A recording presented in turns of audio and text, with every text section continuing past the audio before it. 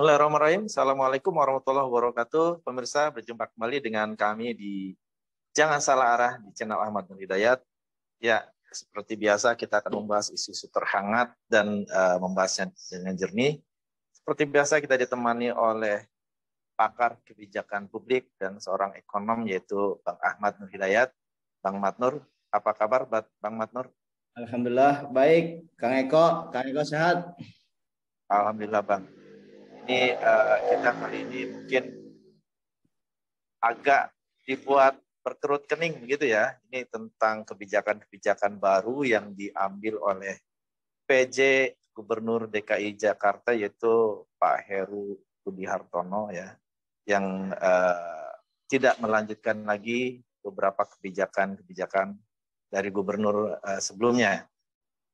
Ya, topik kita kali ini adalah cerita di balik kebijakan Heru Budi Hartono hapuskan trek sepeda di Jakarta.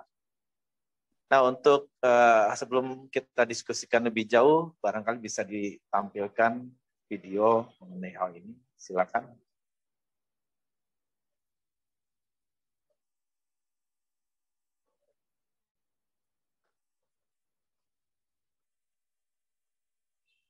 Penjabat Gubernur DKI Jakarta Heru Budi Hartono tercatat tidak meneruskan sejumlah program peninggalan Gubernur Anies Baswedan.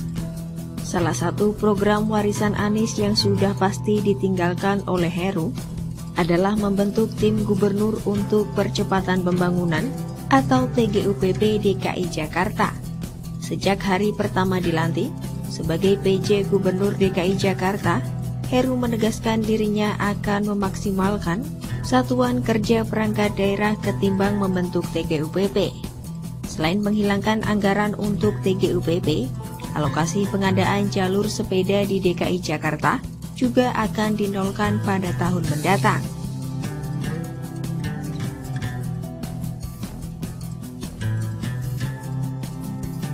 Tak hanya meninggalkan sejumlah warisan program peninggalan Anies, Pemprov DKI Jakarta Heru Budi juga berkomitmen untuk menghijaukan kawasan Monas dengan menanam kembali pohon yang sempat ditebang di era Anies.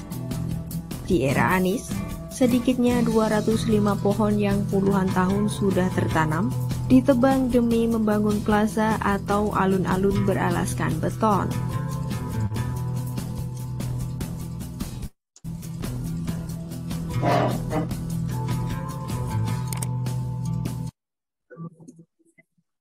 Ya, itulah tadi beberapa kebijakan yang sudah tidak diteruskan lagi, seperti tidak ada lagi tim TGUPP ya, kemudian jalur sepeda tidak diteruskan lagi, kemudian ada juga anggaran untuk lahan parkir ya, tempat parkir di Glodok dan lain-lain, termasuk hibah ya ke 7 sektor. Nah, ini mengenai ini gimana Bang Matnur? Ada tanggapan? Artinya ini ada kebijakan yang seolah-olah tidak berguna gitu ya, dan digantikan sama yang lebih berguna mungkin menurut beliau. Ini perbandingannya apakah equal, apakah bagaimana? Bagaimana Bang? Silakan. Terima kasih Bu Eko ya.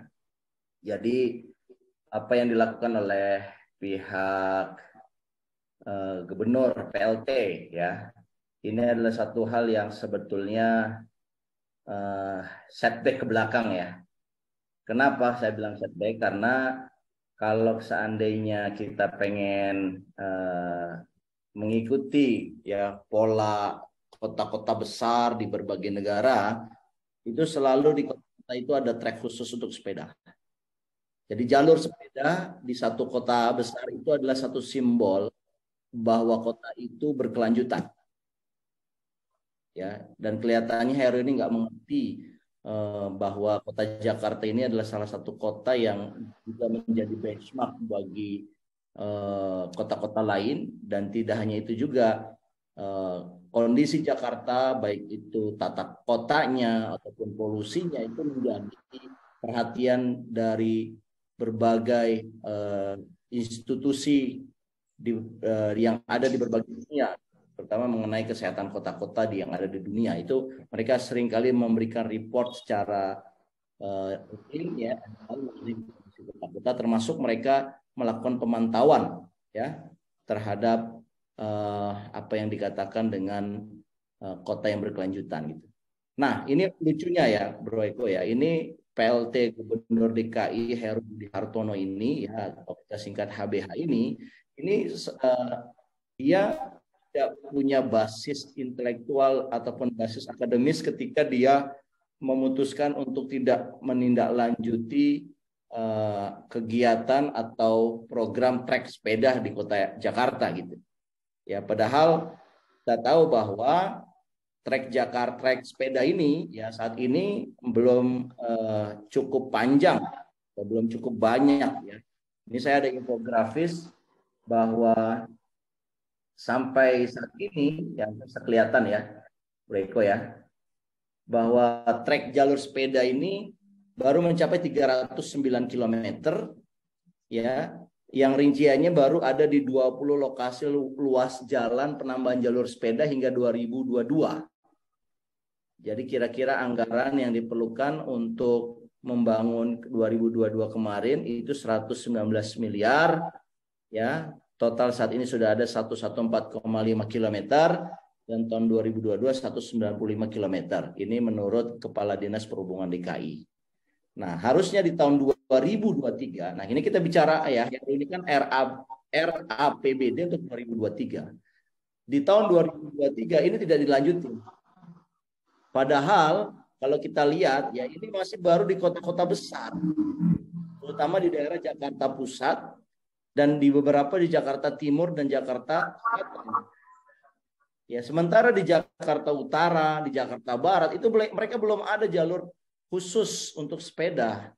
Dan teman-teman kita di Jakarta Utara, di Jakarta Barat, ya mereka kalau bersepeda itu nyampur dengan kendaraan bermotor, mobil, sehingga keselamatannya itu menjadi pertanyaan.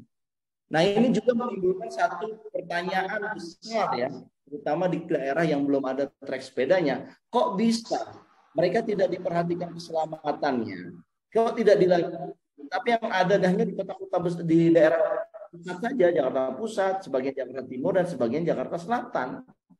Dan menurut saya ini agak aneh ya, kalau seandainya Heru Budi Hartono ini adalah hanya sebatasnya PLT, ya dia harusnya menyambung biar ada satu keadilan dan juga keseragaman seluruh penduduk yang ada di Jakarta. Masa yang keamanan jalur sepeda hanya ada di Jakarta Pusat, Jakarta Selatan, Jakarta Timur, maka di Jakarta Utara, Jakarta Barat tidak disiapkan. Ini kan agak aneh ya menurut saya, dan saya kira ini adalah tindakan yang menurut saya ini gagah-gagahan aja, gagah-gagahan dari Heru supaya dia dianggap dia itu berbeda dengan Anies Baswedan dan dia ingin istilahnya adalah menghancurkan legitimasinya atau apa istilahnya masterpiece-nya dari gubernur terdahulu dia gitu. Saya kira motivasinya sangat tidak elok ya kalau begitu ceritanya, Bro Eko. Ini sepadan kalau dibilang bahwa jalur ini sebuah pemborosan dan jarang dipakai begitu. Sementara beberapa statistik yang disampaikan oleh perhubungan sendiri berbeda kenyataannya begitu. Jadi menurut Bang Mati gimana?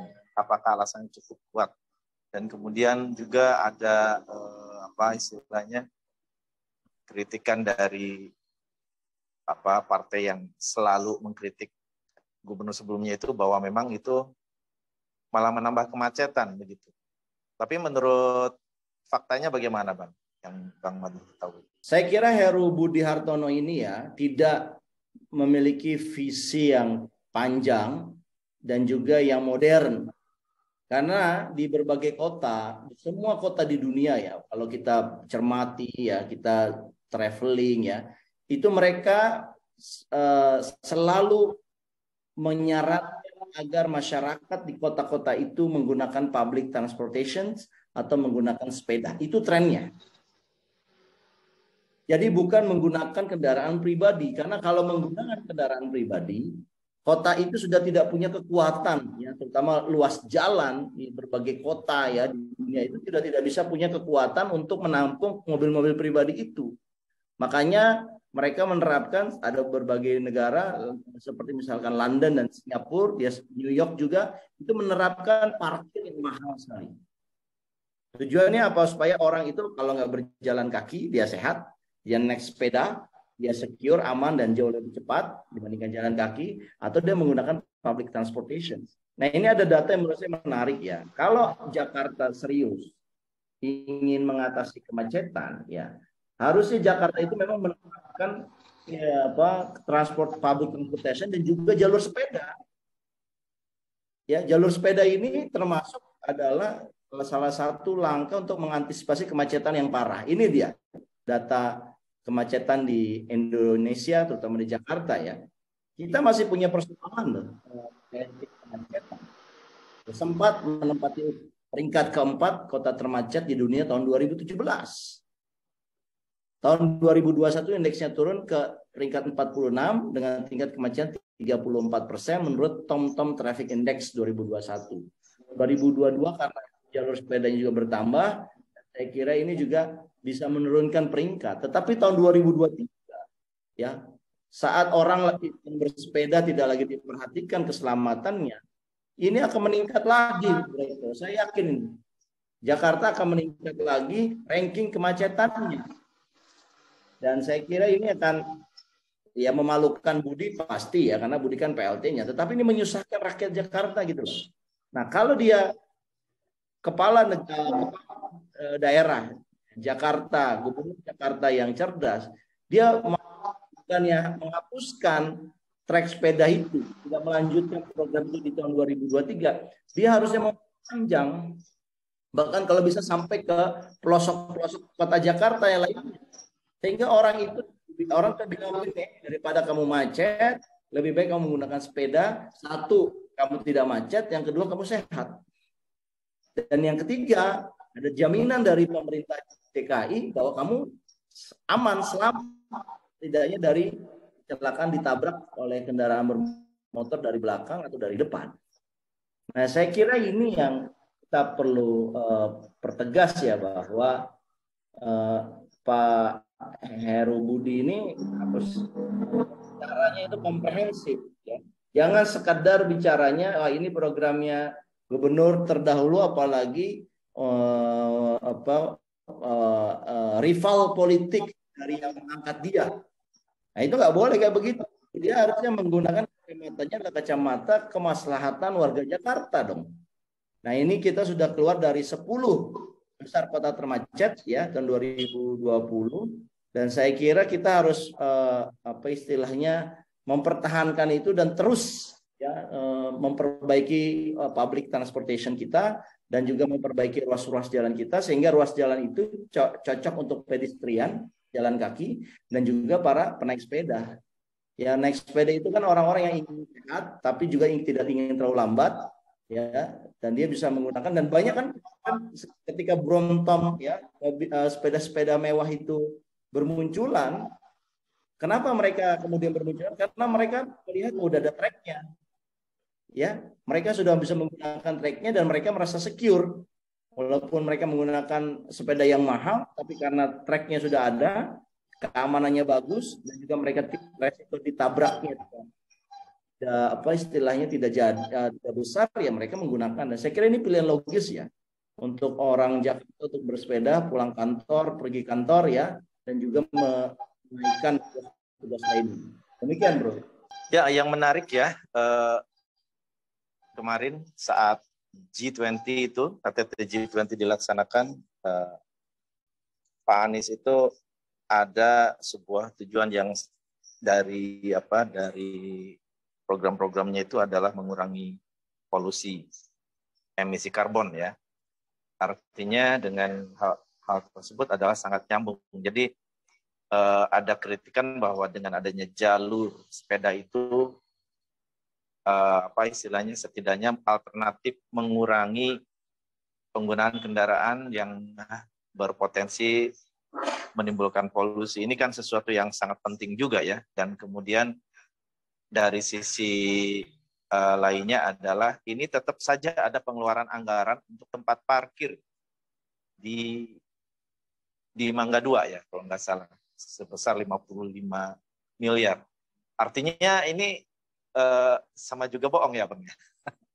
Karena dengan difasilitasi seperti itu mungkin pengendara pribadi semakin nyaman gitu ya. Jadi artinya semakin mendistorsi tujuan dari memberdayakan transportasi publik. Gimana menurut Bang Manton?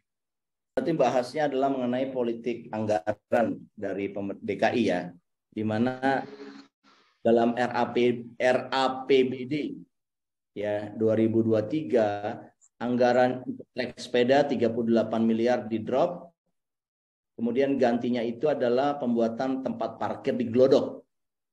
Ya, nilainya 55,6 miliar, hampirlah jumlahnya sama.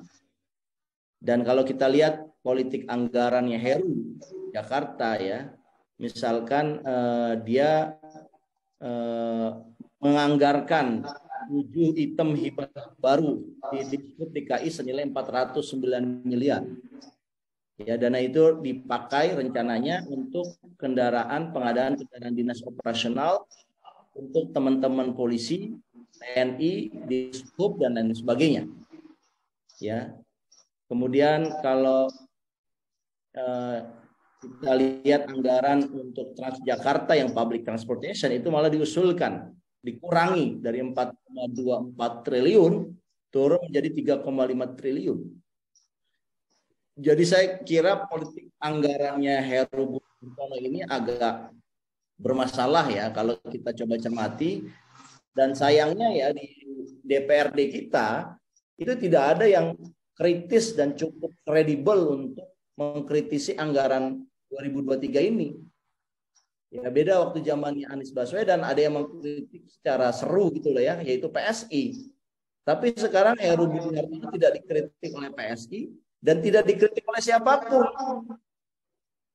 di DKI itu, padahal mereka ada perwakilan DPRD itu ada gitu. Tapi ini tidak dikritik gitu.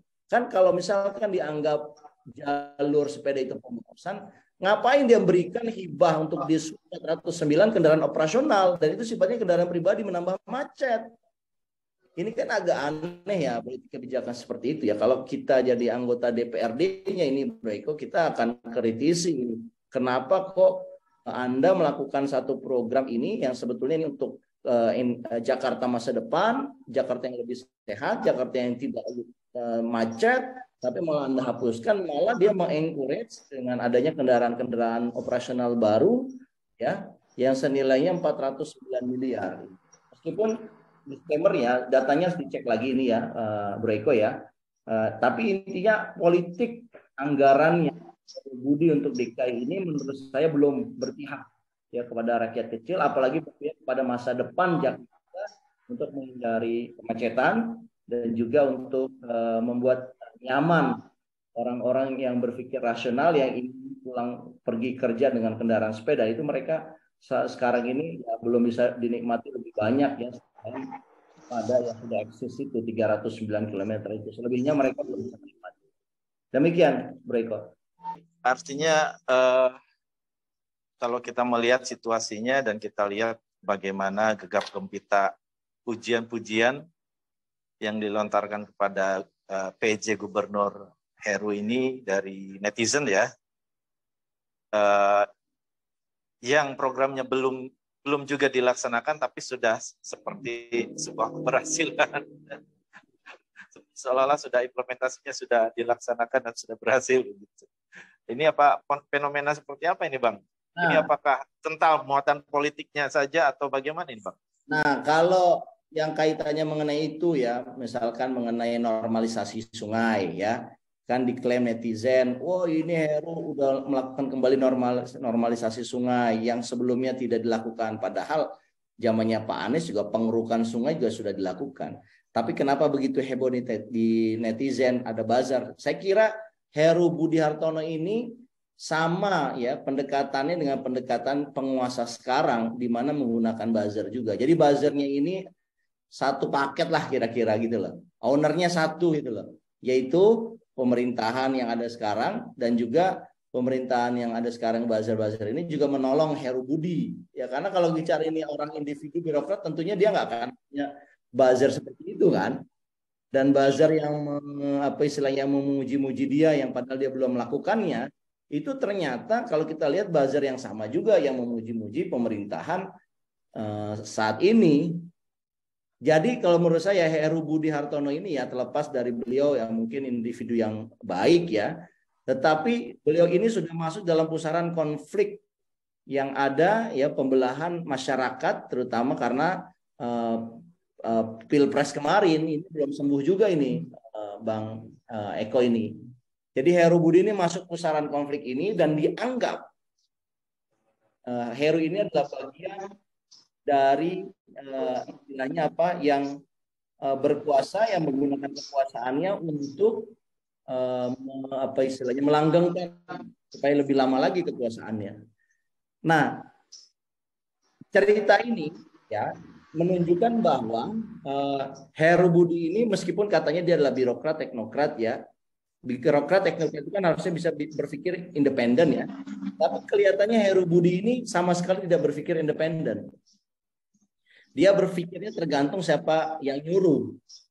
Jadi ada tim ya, di balik layarnya dia yang istilahnya apa mendikte dia item per item untuk melakukan sejumlah langkah yang kelihatannya langkahnya itu sama seperti langkahnya Gubernur Ahok. Jadi saya menduga timnya Heru ini adalah tim yang sama yang digunakan oleh Ahok ketika Ahok berkuasa menjadi Gubernur Jakarta kemarin. Ya, dan tentunya tim ini ya tidak suka dengan program-programnya Anies Baswedan selama 5 tahun terakhir. Ya, dia hapuskan yang namanya TGUPP, ya. Dia hapuskan yang namanya direktur-direktur yang Anies baru angkat 3 bulan yang lalu diganti semua. Ya, yang terakhir adalah mencabut trek sepeda. Ya, kemudian dia buka yang namanya pengaduan online seperti zamannya Ahok. Ini semua adalah kerjaannya tim atau dapurnya Ahok yang kemudian sekarang melekat kepada tim dapurnya Heru Budi Hartono. Dan tim dapurnya ini juga terkoneksi dengan tim dapurnya penguasa yang berkuasa di Indonesia saat ini. Apakah tim ini juga terkoneksi dengan Satgasus yang ada di Polri? Ya saya kira ada kaitannya. Nanti mungkin ada satu topik ya kita bahas itu bagaimana Satgasus ini punya peranan sentral ya dalam mengelola berbagai isu politik, isu ekonomi, isu penguasaan tambang atau sektor-sektor strategis yang mereka semuanya itu melakukan itu untuk melanggengkan kekuasaan. Ya, saya kira ini nanti kita akan bahas begitu, tapi untuk yang sekarang cerita di balik dihapuskannya trek sepeda oleh Heru Budi Hartono ini adalah cerita tentang menghapus jejak keberhasilan gubernur sebelumnya yaitu Anies Baswedan.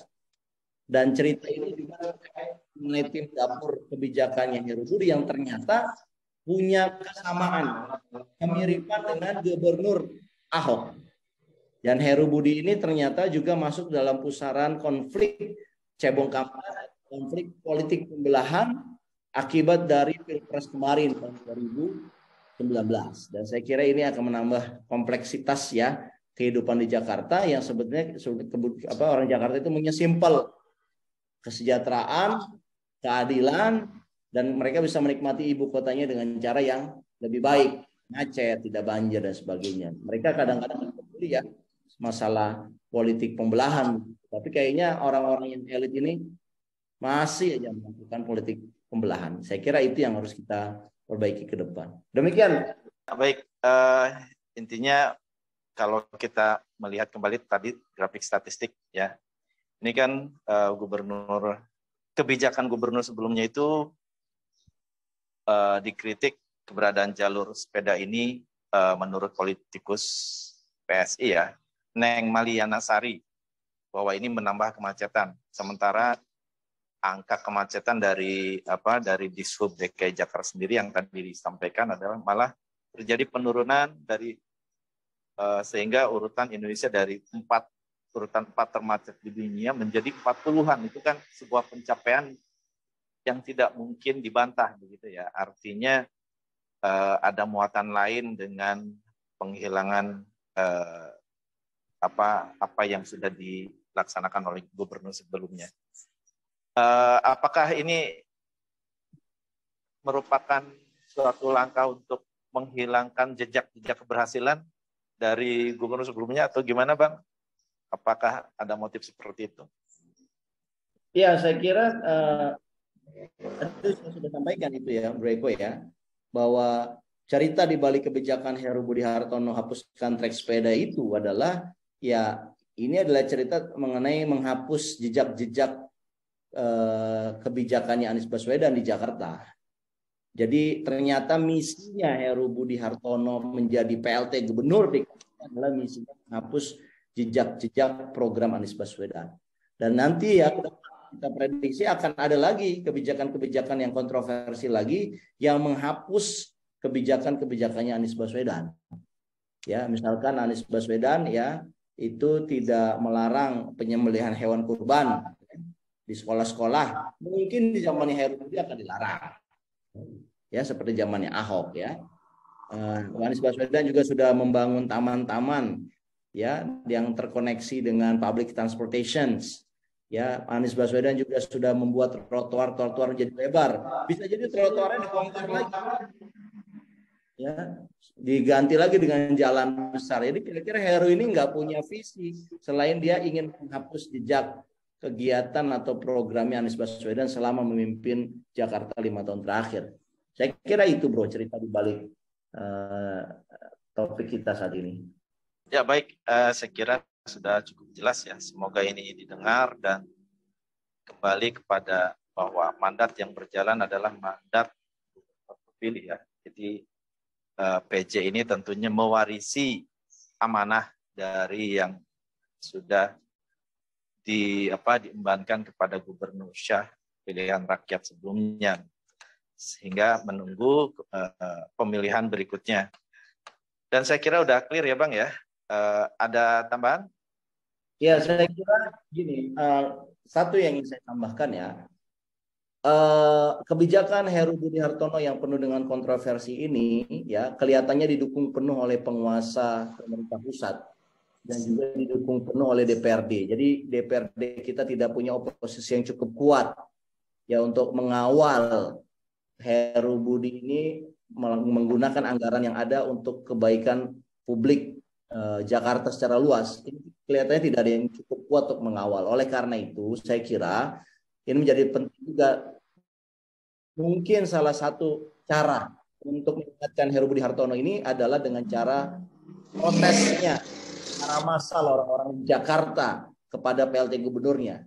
Saya kira mungkin ini yang bisa membuat Heru Budi menjadi berpikir rasional, tidak lagi berpikir mengikuti arahan yang memilih dia, yaitu ada ruang-ruang gelap yang menguasai dia, menguasai dapur kebijakannya dia yang harus sesuai dengan kebijakan yang diinginkan oleh atasannya dia gitu. Nah, saya kira itu catatan saya ya, Bro Eko ya, bahwa satu-satunya cara untuk menghentikan atau setidaknya membuat Heru Budi Hartono berpikir rasional bahwa dia harus membela kemaslahatan Jakarta atau orang Jakarta daripada kemaslahatan oligarkinya yang milih dia, saya kira ada dengan cara protes warga Jakarta secara massal.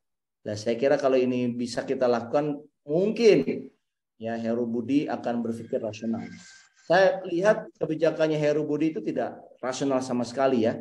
Mulai dari penggantian pejabat MRT, penggantian pejabat BUMD yang lain ya, itu tidak rasional ya. Dia hanya mengikuti arahan-arahan orang-orang tertentu saja yang sangat berkepentingan dengan BUMD tersebut. Saya kira itu, Bro, catatan tambahan dari saya.